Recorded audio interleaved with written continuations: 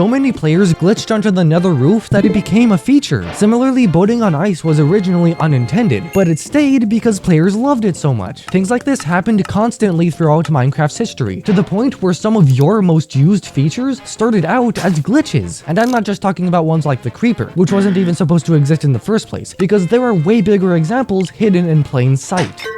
Most people know that the creeper was originally a bug. Notch was trying to make a pig, but then messed up its model and ended up with this creature. But not as many people know that crawling was originally unintended. You see, when the 1.13 update Aquatic released in 2018, Mojang added the swimming feature. If you sprinted in water, you would now lay down instead of standing up. And you could travel through water way faster, because before this, water travel was mediocre at best. But using this new swimming thing, if you tried swimming from water to an empty air pocket, you would just keep on swimming on land, which is crawling. This means that crawling was unintentional at first, but ended up in the final game. Now you can go spelunking as a cave diver in Minecraft. This also exposed other problems related to the hitbox. If you flipped a trapdoor on yourself, or pushed yourself with a piston, your character would just clip right through them. They fixed this by allowing all of those to put you in crawl mode, which looks like this. The best one is definitely with the composter, as seen in the video made by Grian, but the next one is a bit more slippery. You see, if you ride a boat on water, as you would expect, it allows you to explore oceans more smoothly, and if you boat on land, you would go slower because land has more friction. But there is one block that essentially has no friction: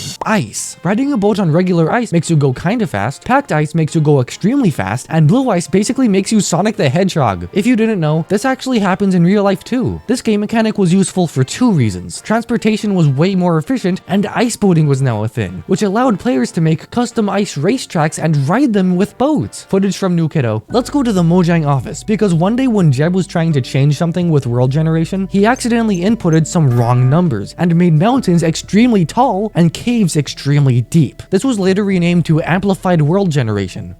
Now, Jeb could have fixed the bug right then and there, but since he thought it was funny, and since it was completely harmless to include in the game as an optional feature, he ended up including it as an official world type. Now we got default, super flat, large biomes, single biomes, debug, and amplified. If you walk on magma blocks with no protection, you will burn instantly, but if you crouch on them, you'll stop taking damage entirely. Now you would think that such a small bug like this would get patched instantly, but nope. This was actually useful in a lot of ways, and players loved it so much that Mojang decided to just keep it in and call it an intended feature. But this one is small compared to the others, so let's talk about the Nether. Breaking bedrock is its own glitch that is a classic example of the game contradicting its own nature. But if you break the bedrock at the top of the Nether dimension, you can actually go above it. Ironically, in Bedrock Edition, you can't build up there because of the world height limit, but Java players have been known to use the space as extra area for things like farms. The Nether roof has been accessible for so long at this point that if Mojang ever removed it, a large amount of players would just stop playing survival, which is why Mojang kinda can't and won't remove it. Ever. But when you're on the Nether roof, you'd want to build a roller coaster to get everywhere, right? Well, in older versions, when you tried to do that, it wouldn't really work. For one thing, minecarts were slow, so CanMan18 would not have been very happy, and second, there was no vanilla way to make them faster. You just had to gain momentum from building them diagonally downward in order to give the minecart a head start. So naturally, players found a workaround. If you slid minecarts against each other, both minecarts would gain speed. Since this was being used more and more in early Minecraft, it exposed the need for powered rails. So instead of a bug just staying in the game, it got patched, then turned into an actual item. This is basically the same with firework rockets. When the Elytra was added for the 1.9 combat update in 2016, you could only glide with them. It was impossible to gain any sudden height. Soon enough though, players found a way to bypass this by shooting themselves with a bow. You see, when an entity is shot by a bow with punch on it, they get knocked back pretty far. Punch for the bow is basically knockback for the sword, and when flying with an Elytra, players would shoot themselves repeatedly to gain momentum, which still kinda works in the game today. This one they never fixed, but they did add firework rockets, which is just a better solution. So just like the minecart sliding bug, when players started boosting themselves with punch bows, it exposed the need for firework rockets that boosted the player's momentum while on an Elytra, which is what was added later that same year.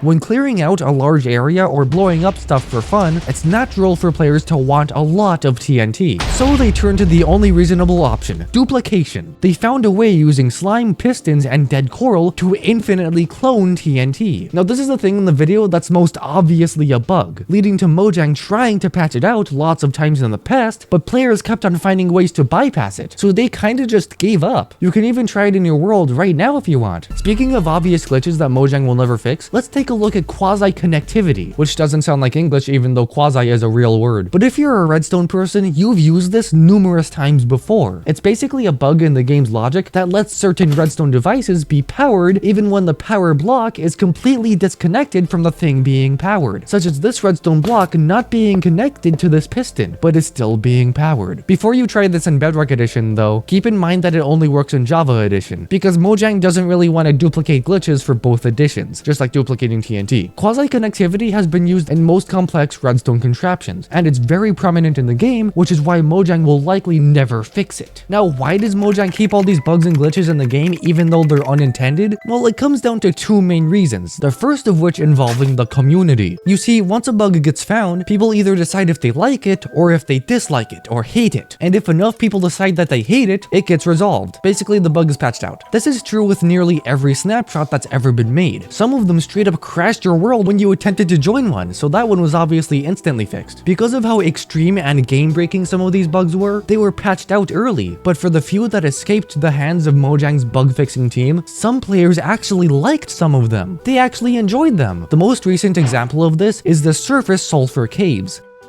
A few weeks before the 26.2 Chaos Cubed game drop released, Mojang unintentionally put sulfur caves, which would normally only be in caves, rarely generate on the overworld surface. Now, normally these would get patched out before the snapshot even released, but this time it stayed in. And after various snapshot YouTubers made videos covering them, surface sulfur caves became more and more popular. Players loved these things. It almost looked cooler than regular sulfur caves. It was also more realistic, because it looked a lot like national parks such as Yellowstone, with geysers everywhere. So instead of patching it out and removing the bug, Mojang actually polished these surface sulfur caves and made them an actual biome within the game. But the community isn't the only reason why Mojang kept bugs and features. You see, another variable for that to happen is time. If a bug stays in the game for long enough and it becomes normalized in the gameplay, then Mojang just never fixes it. We can especially see this highlighted with the controversy of the movement bug that was patched out a few years ago. And I was there, I made a video on it. Basically, there was a bug in the game for over a decade that gave players a 40% speed boost while walking or running diagonally instead of horizontally. This led to quite a few useful and fun things, mainly with bridging. Normal players would walk directly backwards to place blocks in a bridge, but using this bug to your advantage, you could walk diagonally and go way faster and speed bridge way faster. This is how most above average players speed bridge. Mojang surprisingly patched this out a few years ago in a snapshot, but players got so mad and enraged that they actually